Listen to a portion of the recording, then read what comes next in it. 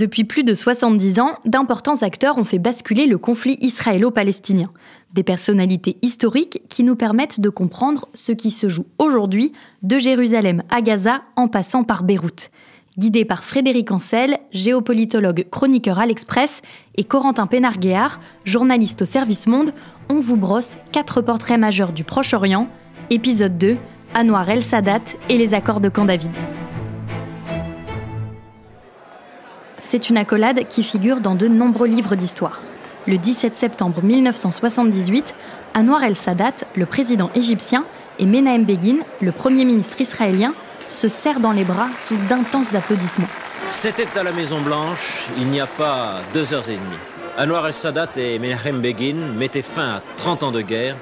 Et à quoi pouvait-il bien penser en s'apprêtant à signer ce traité de paix ? À côté du président américain Jimmy Carter, ils viennent de signer les accords de Camp David. Alors que la guerre entre les deux pays dure depuis près de 30 ans, Sadat est le premier chef d'État arabe à signer un accord de paix avec Israël après des jours de négociations dans le lieu de villégiature du président américain. En dehors des relations entre Égyptiens et Israéliens, le texte doit permettre de se pencher sur le sort de la Cisjordanie et de la bande de Gaza. Une entente historique qui conduit 1 mois plus tard Sadat et Begin à recevoir le prix Nobel de la paix. Mais de nombreuses dispositions du texte ne seront en réalité pas appliquées, notamment celles concernant les Palestiniens, et leurs conséquences demeurent encore aujourd'hui. Anwar el-Sadat est donc le personnage principal du 2e épisode de notre série consacrée aux grandes figures du Proche-Orient. Avant d'en arriver aux accords de Camp David, il faut commencer par comprendre son parcours qui débute en Égypte en 1918. Écoutez le géopolitologue Frédéric Ancel. Anwar el-Sadat, d'abord il faut dire qu'il naît de peau très foncée. Alors je commence comme cela, pourquoi ? Parce que nous sommes dans une société arabe, donc l'Égypte bien évidemment, où a priori, plus on est foncé, moins on a de chances de ne pas être méprisé. Et ça commence dès l'école. Et lui en conçoit assez rapidement une véritable gêne. Il y a pas mal de témoignages qui indiquent que à l'école, puis au lycée, et par la suite, jusque et y compris à l'état-major, ce n'est pas le plus considéré. Souvent, d'ailleurs, on l'appelle le Soudanais. Je pense que ça a contribué à forger son caractère. Il a un caractère extrêmement fort qu'il sait dissimuler pour ne pas faire peur à la hiérarchie. Il va en jouer si bien qu'il finira par prendre le pouvoir. Et ça fait partie de ces gens qui vont donc développer une capacité à éviter de faire peur à ceux dont ils souhaitent la place, en quelque sorte. Donc, c'est quelqu'un qui naît dans une famille donc très très modeste et qui épouse rapidement, comme dans beaucoup de sociétés conservatrices, où les gens modestes ne peuvent pas bénéficier d'un véritable ascenseur social. Il entre à l'armée très tôt. Il est tout à fait intéressé par les armes et il fera le parcours pratiquement complet. Il commence vraiment comme simple troufion en réalité, et donc il finira bien évidemment général. À l'époque, l'Égypte est occupée par les Britanniques depuis 1882.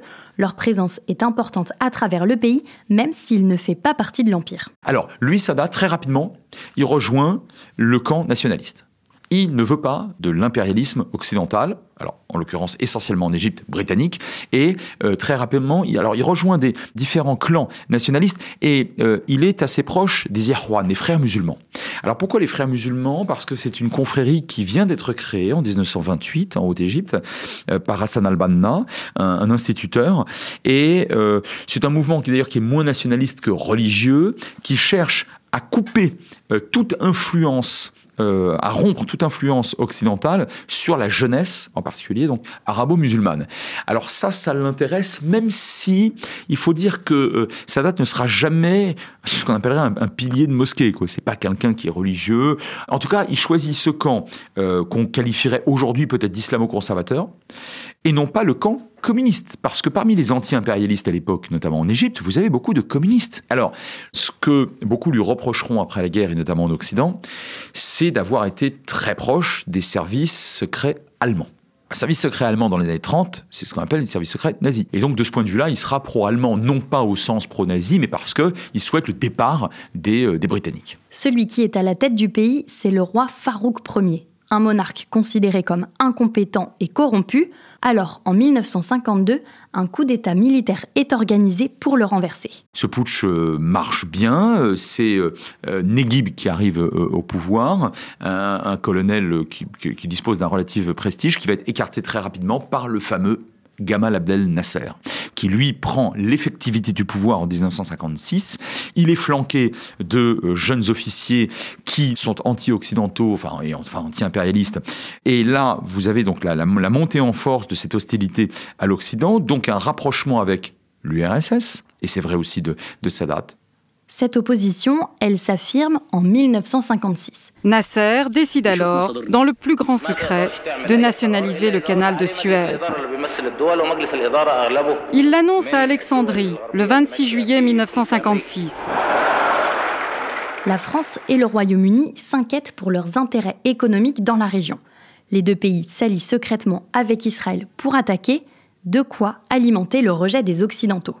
Dans les années qui suivent, Sadat occupe quelques fonctions ministérielles quand, en 1967, l'Égypte se retrouve impliquée dans la guerre des 6 jours contre Israël. Alors pendant la guerre des 6 jours, il est déjà, c'est un officier de liaison de l'état-major, mais il n'est pas au premier rang. Il n'est pas capturé, alors que des milliers de soldats égyptiens le sont, et par conséquent, il pourra bénéficier de cette espèce de rente, en quelque sorte, consistant à ne pas avoir été humilié en 67. L'Égypte a perdu la bande de Gaza et la péninsule du Sinaï, mais Sadat, lui, n'y a rien perdu. En 1969, il est nommé vice-président de la République et en septembre 1970, il prend la présidence par intérim lorsque Nasser meurt subitement. Il y a autour de lui plusieurs coteries. Plusieurs camps, c'est souvent le cas. Il n'a pas donné très directement de consignes pour sa succession, qu'il ne pensait pas si précoce. Là encore, c'est souvent le cas, c'est un grand classique. Et les différentes tendances se mettent d'accord sur l'un d'entre eux, sur Sadat, qui paraît le plus falot, le moins dangereux politiquement. Il a été donc évidemment à l'état-major. C'est un général qui n'a jamais démérité. Beaucoup le considèrent comme un crétin, parce qu'il n'a jamais brillé. En tout cas, c'est pas un stratège au sens où il n'a pas... c'est pas d'ailleurs non plus un grand orateur. Et donc, il est là, en réalité, en principe, à titre provisoire. Sauf que, souvent, ce genre de personnalité, c'est faire en sorte de ne pas faire peur. Le 15 octobre 1970, Anwar el-Sadat est élu président de l'Égypte avec 90% des voix. Il va démontrer une dimension tout à fait révolutionnaire. Il mène une politique, alors d'abord de rejet du communisme. Il faut bien comprendre qu'en 70, les partis communistes dans le monde arabe sont très puissants, d'abord dans le monde entier, mais notamment dans le monde arabe, sont très puissants. Dans un certain nombre de pays, on collectivise. Et on considère que l'État prend un pouvoir sans commune mesure avec le secteur privé. Sadat se méfie de ça et il va commencer, là encore c'est faussement paradoxal, il va commencer à se rapprocher des frères musulmans, pas par islamisme, il n'est pas par volonté islamiste, même s'il a été proche pendant la guerre, mais le contexte était différent, mais parce que les frères musulmans finalement sont des libéraux, et puis sur le plan économique en tout cas, bon, entendons-nous bien. Et surtout, par définition, ils détestent les communistes. Anwar el-Sadat est par ailleurs un dirigeant autocratique qui procède à l'arrestation de nombreux opposants politiques et s'en prend à la presse. Mais c'est surtout sur le plan international qu'il mène une politique en opposition totale avec celle de son prédécesseur. Il décide de sortir en pleine guerre froide, et non seulement en pleine guerre froide, mais au moment où l'URSS, en 1970 et dans les années qui suivent, semble pouvoir peut-être l'emporter face au bloc de l'Ouest et aux Américains épuisés au Vietnam, il décide de changer de camp. Et il décide de basculer dans le camp américain. Et là, je dois dire, d'abord, il le fait très discrètement. Il essaie de voir si c'est possible. Kissinger, lui, comprend que ce serait formidable pour les États-Unis. Et d'ailleurs, c'est ce qui va se passer à terme. Mais bon, Nixon, il suit Kissinger, mais il n'est pas tout à fait convaincu. Et c'est une véritable gageure pour lui, parce qu'en interne, la majorité des officiers sont violemment hostiles, évidemment, à l'Occident et aux États-Unis, voire pour beaucoup un accord de paix avec Israël, quitte à récupérer la péninsule du Sinaï. Et à l'extérieur, dans le reste du monde arabe, et on le verra bien avec Hafez al-Assad en Syrie, alors là, il y a une hostilité absolue à ce type de comportement. Donc il commence de manière très discrète, et il voit que ça marche du côté américain. Les Américains seraient très heureux de voir basculer dans leur escarcelle l'Égypte, c'est-à-dire l'État arabe le plus puissant. Mais du côté israélien, ça ne bouge pas. Et Golda Meir est en plein immobilisme, et donc il va décider de faire la guerre pour faire la paix.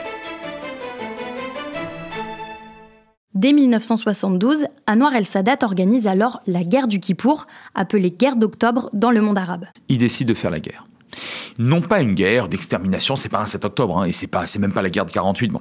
Mais une guerre pour, effacer l'humiliation de 67, donc remporter au moins une victoire, c'est-à-dire le canal de Suez, et d'autre part, montrer aux Israéliens que, contrairement à ce qu'ils pensent, les Arabes aussi savent faire la guerre de temps en temps, et notamment les Égyptiens. Bon. Et donc, il va extrêmement discrètement organiser une alliance militaire avec la Syrie de Hafez al-Assad pour attaquer sur les deux fronts de concert. Et dans les mois qui précèdent la guerre, il amène des chars à la frontière, donc du coup ça épuise Israël qui est obligé de mobiliser 3 fois. Et en même temps, il fait courir le bruit que il est franchement pas prêt à la guerre, que son armée n'est pas prête à la guerre, qu'il veut négocier.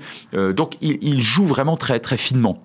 Il leurre les services de renseignement israéliens en envoyant des éléments réputationnels qui fourvoient le renseignement militaire israélien, et ça marche.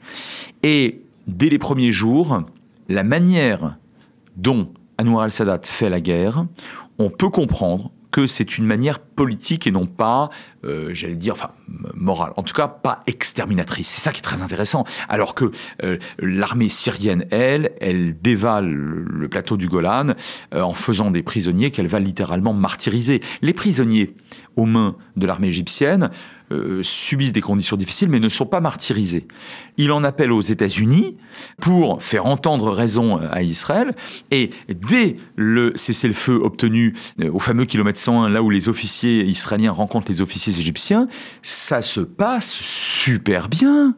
Et les négociations militaires puis politiques commencent très très vite. Très rapidement, l'Égypte propose la paix contre les territoires, donc l'intégralité de la péninsule sinaïtique contre l'intégralité de la paix. D'abord, les Israéliens n'y croient pas trop, c'est Rabin qui est au pouvoir. Rabin, c'est un militaire très très soupçonneux. Le Likoud, évidemment, est dans l'opposition, mais vent debout contre la restitution d'un quelconque territoire. Les négociations entre l'Égypte et Israël patinent, mais elles vont s'accélérer en 1977. Sadat décide, ce qui est absolument unique au Moyen-Orient et assez unique dans l'histoire de manière générale, de prendre un avion, enfin en tout cas de prendre la décision, en l'occurrence de prendre un avion et de s'inviter. Il s'invite. Non mais attendez, il s'invite. Et il va voir le gouvernement israélien à Jérusalem. Je précise qu'il le fait fin 77. Or, le gouvernement n'est plus travailliste, mais Likoud, donc nationaliste. Donc, a priori, peu soupçonnable d'accepter rapidement de rendre des territoires. Il y va. Mais je vais vous dire, jusqu'au dernier moment, jusqu'aux dernières heures, les Israéliens n'y croient pas. Ils pensent que c'est du bluff. Et ils sont étonnés. Et il j'emploie des termes un peu nouveaux, il se serre la paluche et il se claque la bise. Et ce que Sadat dit à la Knesset, parce qu'évidemment il est invité à parler à la Knesset, les Israéliens sont stupéfaits. L'ennemi public, l'ennemi absolu. Celui à cause de qui ? Parce qu'il y a eu la guerre, 2500 soldats ont été tués. Celui qui était considéré comme pro-allemand et qui tenait des discours très antisémites dans les années 40, le voilà à la Knesset. Et il dit, mais moi, je propose la paix entre nos deux pays. Bon, mais vous me rendez mon territoire. Durant son discours devant le Parlement israélien, Anwar el-Sadat ajoute également une demande majeure dans les négociations, souvent oubliée aujourd'hui. À la Knesset, il dit à Menachem Begin, il dit au gouvernement israélien, il ne peut y avoir la paix qu'à 2 conditions. 1, évidemment, vous me rendez l'intégralité du Sinaï, et en échange de quoi il y a la paix. Mais, attention, à terme, il faut qu'il y ait un État palestinien.